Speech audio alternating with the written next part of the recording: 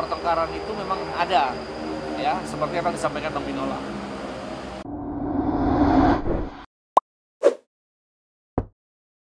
Sekarang ini ada hoax dua. Yang pertama terkait anak, yang kedua hoax terkait pihak ketiga, orang ketiga.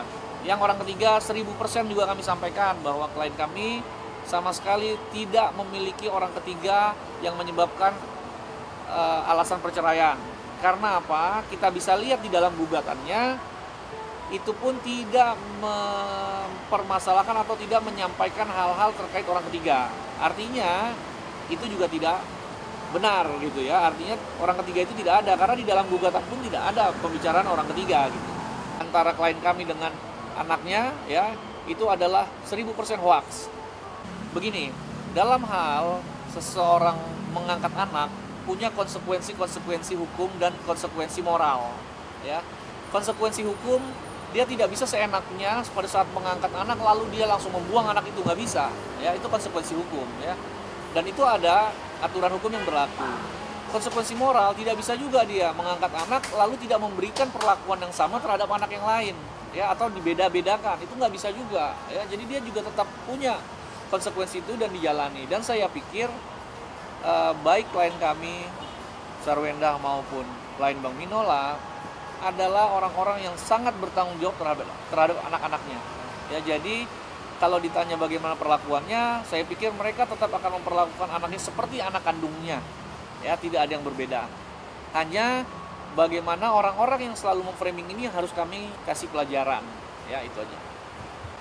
Yang didaftarkan di Pengadilan Negeri Jakarta Selatan adalah hanya satu gugatan ya, hanya terkait masalah perceraian ya. Masalah harta gono gini, masalah anak itu tidak masuk di dalam gugatan itu.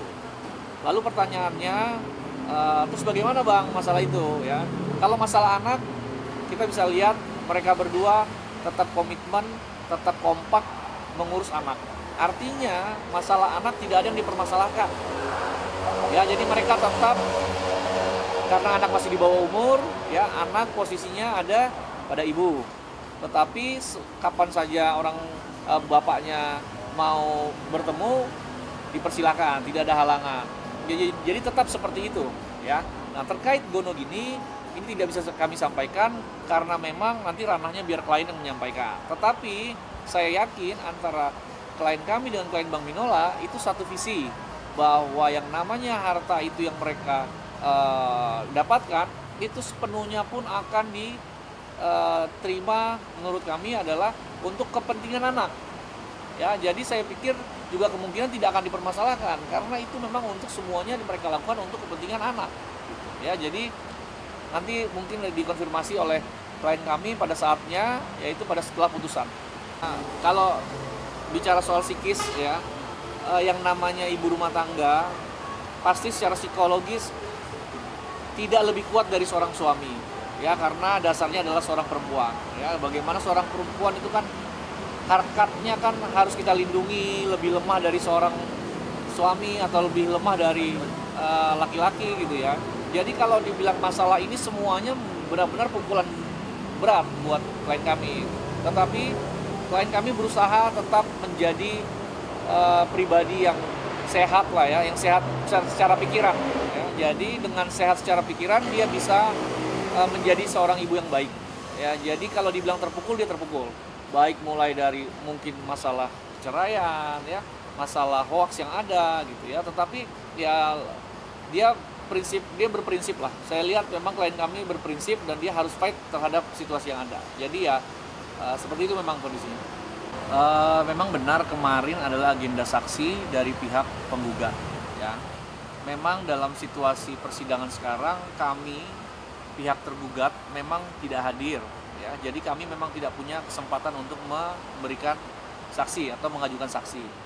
Tetapi saksi yang kemarin diajukan oleh pihak penggugat ya, atau Bang Minola adalah saksi yang sudah terkonfirmasi oleh klien kami. Jadi saksi itu memang sudah terkonfirmasi, artinya sudah sepengetahuan klien kami ya. Jadi memang yang satu dari pihak security, yang satu kalau nggak salah host live-nya klien kami atau karyawan klien kami. Nah, jadi memang apa yang mereka sampaikan memang apa adanya ya. Jadi memang mereka memang mendengar, mengetahui bahwa memang pertengkaran itu memang ada ya, seperti apa yang disampaikan Bang Binola. Sebenarnya tidak ada karena memang sudah terkonfirmasi oleh klien kami.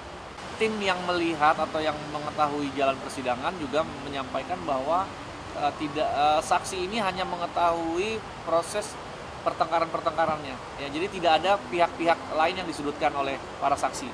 Jadi kami sebagai tergugat juga tidak tidak keberatan dengan saksi yang dihadirkan kemarin. Komunikasi klien kami dengan klien Bang Binola ya atau Sarwenda dengan Ruben baik ya. Terlebih juga mengkomunikasikan masalah anak juga mereka mengkomunikasikan dengan baik ya. Kami sebagai pengacara antara penggugat dan tergugat juga komunikasinya baik ya.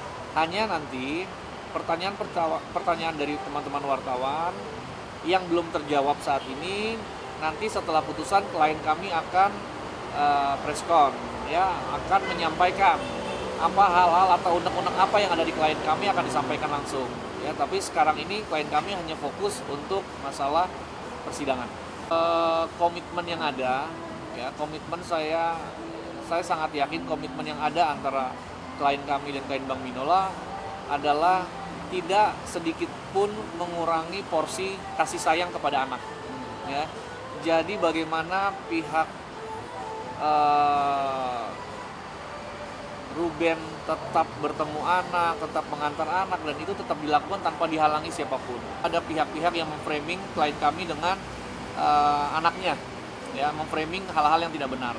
Nah, sekarang ini memang yang kami lakukan adalah mengumpulkan semua akun-akun itu ya, yang mana akun-akun ini yang kami pelajari apabila sudah masuk ke fitnah ya, artinya sudah melakukan posting-postingan yang sudah di luar dari batas ya. Jadi dengan sudah di luar dari batas baru kami akan menindak setelah putusan perceraian. Jadi sekarang ini klien kami meminta kami fokus terhadap perceraian. Setelah putusan perceraian diputus, kami akan melaporkan akun-akun yang terus-menerus melakukan hoax ya, melakukan framing dengan cara yang tidak benar lah ya, yang memojokkan klien kami dan merupakan fitnah. Jadi kami sudah mendata kurang lebih ada 5 akun kurang lebih ya, yang memang secara aktif saya lihat, kita pelajari, terus mengulang hal-hal yang mereka sampaikan tanpa bukti ya. Jadi tanpa bukti mereka hanya share foto-foto atau video yang sepotong-sepotong ya, dengan ditambahkan narasi yang tidak baik. Nah, itu sudah kami pelajari dan setelah putusan kemungkinan besar kami akan melaporkan. Ya, jadi yang kami sampaikan hoax atau keyakinan kami itu didasarkan pada bukti dan saksi. Jadi itu memang benar-benar hoax yang dilakukan oleh orang-orang tidak bertanggung jawab. Yang kami akan laporkan nantinya. Ya, saya pikir itu ranahnya adalah ranah seorang ibu terhadap anak ya. Jadi nanti bisa ditanyakan setelah putusan. Ya, terkait pranikah tidak pernah ada perjanjian pranikah ya antara klien kami dan klien Bang Binola.